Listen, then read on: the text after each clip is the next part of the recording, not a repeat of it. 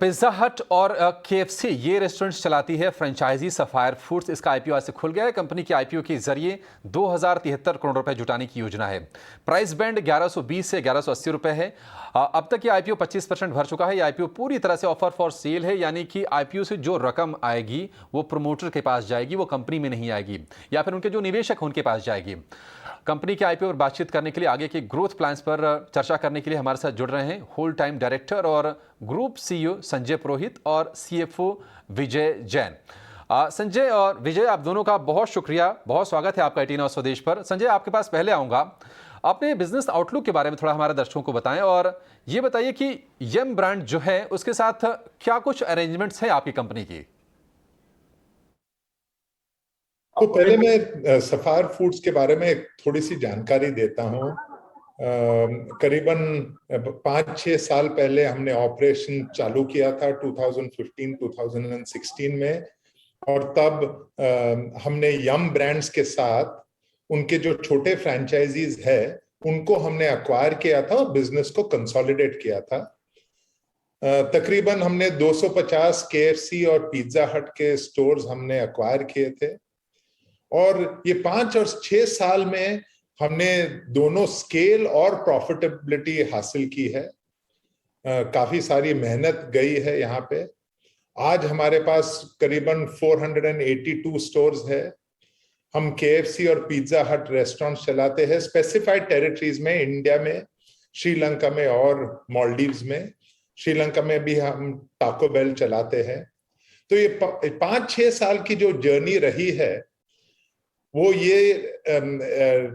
वो इस प्रकार की जर्नी रही है कि हमने स्टोर्स नंबर्स को भी हमने डबल किया है, रेवेन्यू को भी हमने ग्रो किया है, और हमारी जो प्रॉफिटेबिलिटी है वो लास्ट ईयर 18.9% रही है। और ये जो है वो इंडस्ट्री में टॉप 3 प्लेयर्स में से माना जा सकता है। हमारा जो फ्यूचर जो है, हम एक्सपैंड भी कर रहे हैं। केएफसी और पिज्जा हट का जो स्कोप है वो हम समझते हैं कि मल्टी ईयर अपॉर्चुनिटी है। हमारा जो एक्सपेंशन भी रहा है वो काफी इम्प्रूव हुआ है। तो इस हिसाब से हम तो सोचते हैं कि क्यूएस क्विक सर्विस रेस्टोरेंट जो कैटेगरी और जो इंडस्ट्री है वो अगले 5, 10, 15 साल वहां पे अच्छी ग्रोथ आनी चाहिए, और वहां पे केएफसी और पिज्जा हट जैसे एकदम उम्दार ब्रांड्स और भी अच्छा करना चाहिए।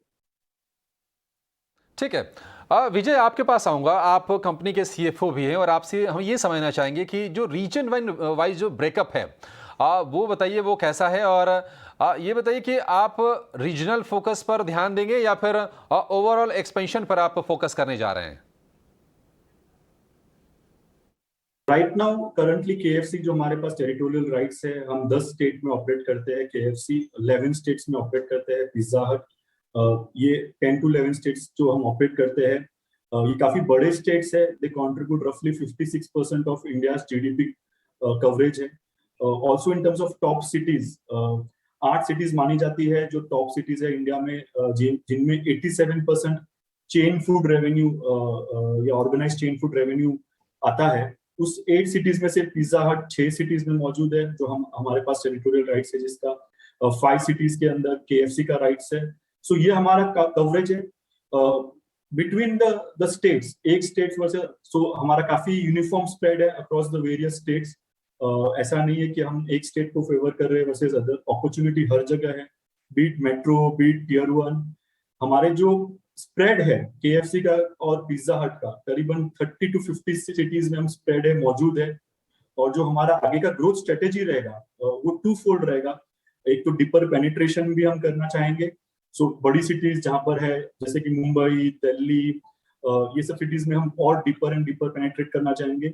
जो न्यू सिटीज में एंटर कर रहे हैं हम, उसमें हो सकता है 5 साल पहले एक स्टोर रहा हो, आज 2nd, 3rd, 4th, 5th store open हो रहा है।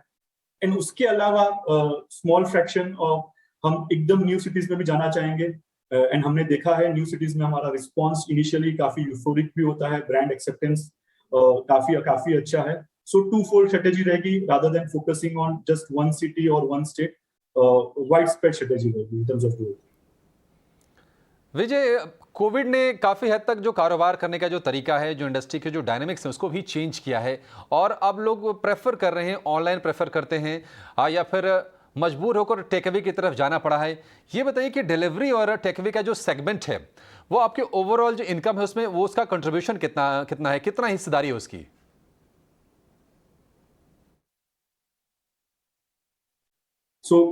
यहाँ पर इनफैक्ट मैं कहना चाहूंगा कि sapphire foods omni channel strategy में बिलीव करता है। जो हमने स्टोर जब अक्वायर किए थे, जब हमने 5 साल पहले बिजनेस अक्वायर किया था, हमारे पास ज्यादातर large size dining focus restaurant थे।